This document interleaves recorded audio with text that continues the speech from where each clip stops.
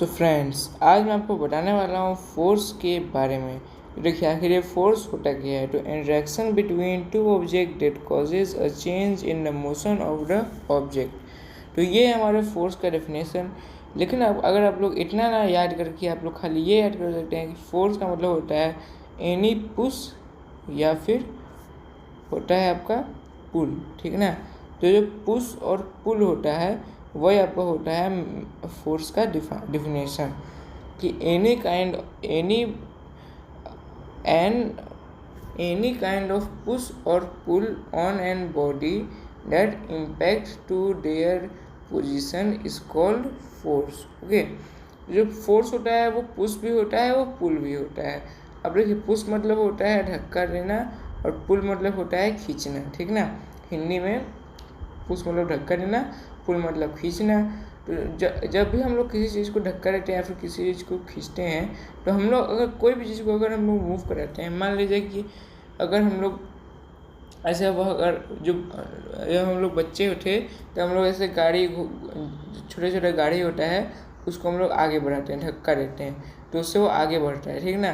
और पीछे लाते हैं तो पीछे आ जाता है। ऐसे जब लोग बॉडी बनाते हैं तो बॉडी बिल्डिंग में क्या करते हैं लोग करते हैं पुलअप। तो पुलअप में वो लोग क्या करते हैं, उससे खींचते हैं अपने आप को, ठीक ना। अपने आप को ही वो लोग खींचते हैं पुलअप में। और पुशअप में क्या करते हैं, धक्का देते हैं। तो ये हमारा होता है पुश और पुल, ठीक ना। यानी कि धक्का देना, पुश मतलब धक्का देना और पुल मतलब खींचना। फिर यहाँ पर देख सकते हैं what impact can forces have on the objects to make it move. So first impact is make it move, make it speed up, second one is, and the third one is make it slow down, fourth one is stop it, and fifth one is cause it to the change of direction, cause it to the change of shape. So these are total six steps. यहाँ पे क्या लिखा हुआ है कि what impact can forces have on object, यानी कौन कौन सा इम्पैक्ट हो जाता है। तो वो उसे मूव करा सकता है, वो उसे स्पीड अप कर सकता है। जैसे कोई चीज़ बहुत धीरे धीरे चल रही है तो उसको धक्का दे के और तेज़ चला सकता है, और वहीं उसको स्लो डाउन भी कर सकता है, यानी कि धक्का दे के मतलब उसको खींच के धीरे भी कर सकता है, ठीक ना। और उसको वहाँ पे अपना पूरा हाथ डाल के उसको स्टॉप भी कर सकता है, रोक भी सकता है, और उसका डायरेक्शन भी चेंज करता है। जैसे चल रहा है धीरे धीरे धीरे धीरे और फिर ऐसे मुड़ दिए तो मुड़ गया, ऐसे मुड़ दिए। जैसे गाड़ी, अगर हम लोग असली गाड़ी की बात कर लें तब भी अगर हम लोग मोड़ देते हैं तो गाड़ी तो मुड़ जाता है। साइकिल मोड़ रही है तो मुड़ गया, तो वो हमारा हो जाता है चेंज ऑफ डायरेक्शन। फिर cause is to change of shape. तो जो हम लोग जो क्ले होता है, क्ले का हम लोग आप लोग जानते ही हैं कि हम लोग उसको दबा दबा के उसका बहुत सारा शेप बना सकते हैं क्ले का। तो cause it to change shape. तो ये होते हैं हमारे टोटल 6 पूरे हो गए कि आखिर क्या इम्पैक्ट पड़ेगा फोर्स के कारण ऑब्जेक्ट पे। अब हम लोग दोस्तों नेक्स्ट पे चलते हैं। तो नेक्स्ट है हमारा आइजैक न्यूटन के बारे में। वो was Isaac Newton, a renowned physical and mathematical from England, वो discovered in 1987 the correlation between forces and motion. Today, his 3 laws of motion are instrumental in describing the movement of any object in the universe, ठीक ना। तो इनके जो 3 law हैं वही सबसे ज़्यादा मेन है। तो हम लोग पहले लॉ की बात कर लेते हैं। तो पहला लॉ क्या है, न्यूटन फर्स्ट लॉ, कि states an object at rest will stay at unless acted by an imbalanced force. An object in motion will stay in motion same speed and in the same direction unless acted on by an unbalanced force, ठीक ना। जैसे मैं आपको easy way में इस diagram जो दिया है उसके मदद से समझाता हूँ। और लोग जैसे कि यहाँ पे देख रहे हैं कि इनका जो पहले एक लॉ था, मतलब ऐसे कोई थे जिनका लॉ बना था कि कोई भी चीज़ को एनर्जी चाहिए होगी हमेशा मूव करने के लिए। तो हाँ भाई, कोई भी चीज़ को हमेशा एनर्जी तो चाहिए होगी, लेकिन ज़रूरी नहीं है कि भाई हमेशा वैसी एनर्जी चाहिए हो। जैसे कि आप लोग यहाँ पे देख रहे हैं कि ये जैसे यहाँ पे फोर्स लग रहा है वहाँ वैसे यहाँ से निकल जा रहा है, फिर यहाँ से करके इससे फोर्स लग रहा है, फिर यहाँ से निकल जा रहा है। तो ऐसा वही हो सकता है, ठीक ना। ऐसा अगर हम लोग चाहें तो हो सकता है, ऐसा बन सकता है, तो ऐसी कोई ज़रूरत बात नहीं है, वही न्यूटन ने समझाया है यहाँ पे, ठीक ना।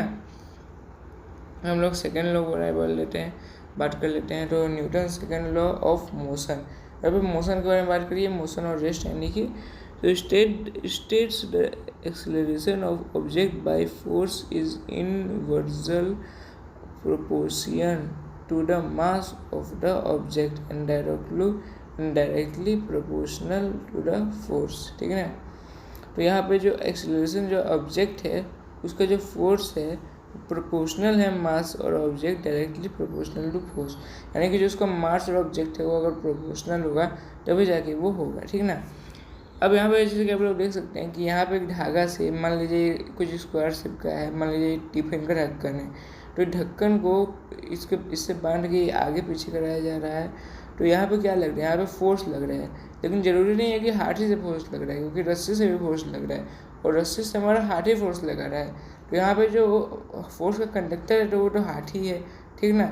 लेकिन अब वो किसके जरिए हो रहा है, वो हाथ के जरिए भी नहीं हो रहा है, वो भी रस्सी के जरिए हो रहा है, ठीक ना। तो यहीं भी इसी चीज़ की बात की गई है। अब हम लोग चलते हैं लास्ट लॉ पे। तो उनका लास्ट लॉ है Newton third law of motion. तो state of every action there is an equal but opposite reaction, यानी कि जो हर एक एक्शन का हम हमेशा एक इक्वल होता है, ठीक ना, इक्वल रिएक्शन होता है, लेकिन वो अपोजिट रिएक्शन भी हो सकता है। जैसे यहाँ पे देख लीजिए, ये पहले खिलौना भी बीच में आया था जिसके कारण जो कि भाई बहुत तेज होने लगता था, जैसे कि ये जो है कभी रुकेगा नहीं ये चीज़, ठीक ना। तो ये चीज़ कभी रुकेगा नहीं, अब कभी रुकेगा नहीं, तो चलो लोग खरीद रहे थे और जब ऐसे जब हिलाते थे तब बहुत तेज हिलने लगता था, और बहुत जब तेज हिलेगा तब टूटने का भी डर लगेगा। तो ऐसे बहुत सारे बच्चों की जो है हत्या भी हो गई थी, इसी से हत्या के वो लोग मर गए थे बस इस छोटे से खिलौने के कारण। तो इसके कारण उसको बैन भी कर दिया गया। और ऐसे ही मतलब सेब का खिलौना आता था, मतलब इधर तो एग्जाम्पल कर दिया गया है, मैं आपको जनरल नॉलेज के लिए बता रहा हूँ कि ऐसा ऐसा हो चुका है दोस्तों। तो यहाँ पे हमारा हमेशा ये ज़रूरी नहीं है कि आपका सेम रिएक्शन है, हमेशा आपका अपोजिट रिएक्शन भी आ सकता है, ठीक ना।